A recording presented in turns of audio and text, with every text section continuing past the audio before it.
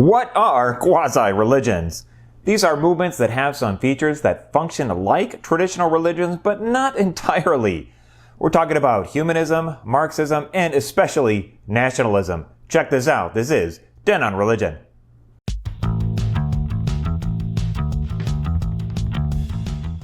Hey peeps, it's Dr. B with TenOnReligion. If you like religion and philosophy content, one thing I really need you to do is to smash that sub button because it really helps out the channel. Also, if you find this content interesting, drop me a super thanks here on YouTube. The transcript is available at TenOnReligion.com and new episodes are on the way, so drop me some views. So here's the deal. We're going to be talking about where the idea of quasi-religions came from and what it is, and briefly explain three of them, specifically humanism, Marxism, and nationalism.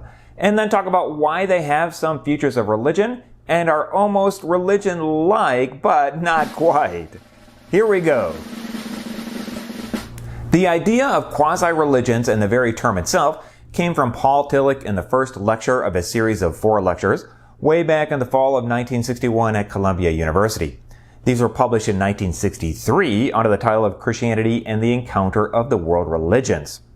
The late Yale philosopher John E. Smith later greatly expanded on this idea when he published a book in 1994 titled Quasi-Religions, Humanism, Marxism, and Nationalism. Tillich chose the term quasi-religion over pseudo-religion because pseudo indicates an intended but deceptive similarity, while quasi indicates a non-intended similarity. Although when we talk about the movements labeled as quasi-religions, maybe there is some intended deception to make them more religion-like, so there's maybe kind of a blurry or gray area between the idea of labeling them as quasi or pseudo. But we're sticking with quasi-religion for now. These movements are called quasi-religions because the idea or reality which represents the focus of loyalty and commitment is something that is finite and conditioned, which is quite different from traditional religions which focus on something infinite and unconditional. The main idea or reality in a quasi-religion has to be absolutized as the object of loyalty. The formation and growth of quasi-religions show the failure of traditional religions to keep pace with cultural changes as they fall out of relevance for the contemporary situation.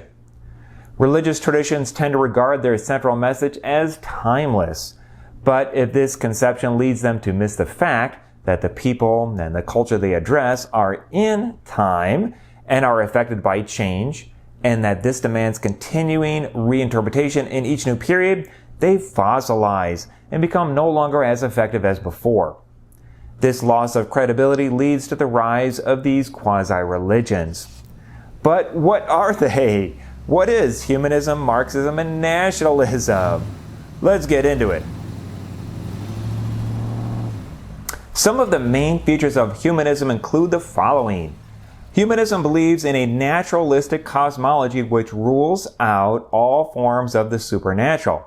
Nature is a constantly changing system of events which represents the totality of all being. Humanism relies on science and believes humans have the power to potentially solve their own problems successfully.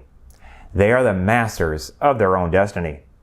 Morality has no basis in traditional religions because ethics or morality are grounded in this earthly experiences and relationships. Humanism believes in a far-reaching social program that stands for the establishment of democracy and peace in cooperation with others on both the national and international stages. In short, humans are their own deliverer with the aid of available resources such as reason, science, technology, ethical culture, and the structures of society.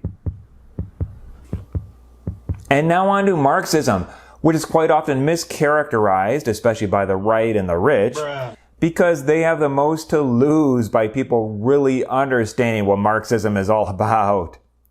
Think about money for a second as a medium of exchange. In the history of money, humans started out by assigning monetary value to goods and services based on their capacity to meet human needs. But in the course of time, a reverse process set in which had its roots in the abstract character of money, and now we value things in terms of how much they cost. Human beings, as creatures of reason and freedom, should be treated as persons of worth and dignity, but through the inverted focus on money, humans became the things to be used. Why does every company have a human resources department? Think about that. People as workers are exploited by companies and deprived the full value of their labor and become reduced to objects as a means to an end for the company owner to make money. Humans become alienated from their essential humanity. One of the tenets of Marxism is that people need to become de-alienated, meaning they need to realize their true humanity by recovering their human worth and dignity. They need to realize they're being exploited and reject the push of any society which treats them only as a means to an end of amassing money. Societies which focus solely on generating income no longer provide solutions for human problems, but rather significantly contribute to the perpetuation of human ills and suffering. To do so, Marxism raises humanity and revolution to an absolute level, but it does so to a degree of ultimacy which finite realities cannot really bear. Wait a minute! The third quasi-religion is nationalism, and wow, there's a lot to say here because it's complex with many variables. Nationalism goes far beyond any sort of a natural bond of a people belonging to a nation. It involves making special claims through power, often tyrannizing the inhabitants of a nation, in pursuit of aims which pose an intentional constant threat to peace. It establishes a hold on people by appealing to patriotism in an extreme way. There are many examples in history where a political party, representing a minority within a country, appropriates the identity of a nationalist party and tries to unify its constituents by stoking fear that their own identity is somehow threatened by the majority. Nationalist leaders capture the imagination of a people that they have some special mission to accomplish. Leaders have such strong charismatic qualities that they become totalitarian in nature, speaking as if they were the instruments of a higher power and are the only one able to carry out this mission. A people group within the society is targeted as a scapegoat for the society's problems, and they must root out and remove the impurity. In some cases, the impure enemy must be eliminated, even with genocide. Supreme loyalty to the leader represents loyalty to the state and its claims about its superiority, special qualities, and its mission or actions.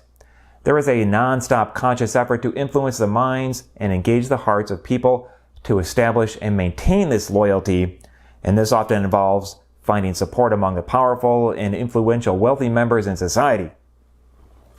The nation and its ideals become some sort of religious-like artifice for the common people in the society to which they all must willingly subject themselves. A national flag is often a supreme symbol of devotion, almost sacred, such that there are severe penalties for insults to or a desecration of the official banner of the state. Sometimes nationalism replaces religion in a society, and other times it utilizes and absorbs religion, such that the nationalist ideas reinterpret, merge with, and replace the traditional religious ideas. Myth is the symbolic expression of the ingredients of nationalism, including worship or near worship of leaders, claims to racial superiority, and the absolute power of the state's controlling function in society. So does any of this sound familiar? Okay, so how or why are these three movements quasi-religions, and why do they not rise to the level of the classification of traditional religions? The reason for classifying quasi-religions under the heading of religion in general is that they do offer a supreme object, value, or ideal which calls for dedication and devotion that serves as a way of integrating the self and of providing an overarching purpose for life, a purpose for which in some cases people are even willing to die. It is in view of these features that quasi-religions are capable of performing at least some of the functions associated with the religions proper. Just ask these three questions. What is their diagnosis of the human situation? What is their conception of the evils or the flaw in human beings which needs to be overcome? What is the means of deliverance? These questions tend to be easier to apply to humanism and Marxism than nationalism because of all of its variables and ways nationalism has been implemented throughout history. The reason why none of them can be labeled with the term religion is that they elevate a finite and conditioned reality to an absolute status. Nationalism especially does not have a place for self-critical voices who warn against arrogance, so it becomes inherently and intentionally divisive, setting factions of people against each other in a self-righteousness that knows no limits. The traditional religions are not like this because they focus on an ultimate reality that is infinite rather than finite. Humanism, Marxism, and nationalism in all of its forms have features and functions of religion such that they become religion-like, but do not really fulfill human social and psychological needs in the same way that traditional religions do, because of this misguided focus on an absolutized final ultimate reality. And that's why both Paul Tillich and John E. Smith call them quasi-religions. So what did you think about this explanation of quasi-religions? Leave a comment below and let me know what you think. And again, if this was in any way helpful, drop me a super thanks. Until next time, stay curious. If you enjoyed this, support the channel in the link below. Please like and share this video and subscribe to this channel. This is TenOnReligion.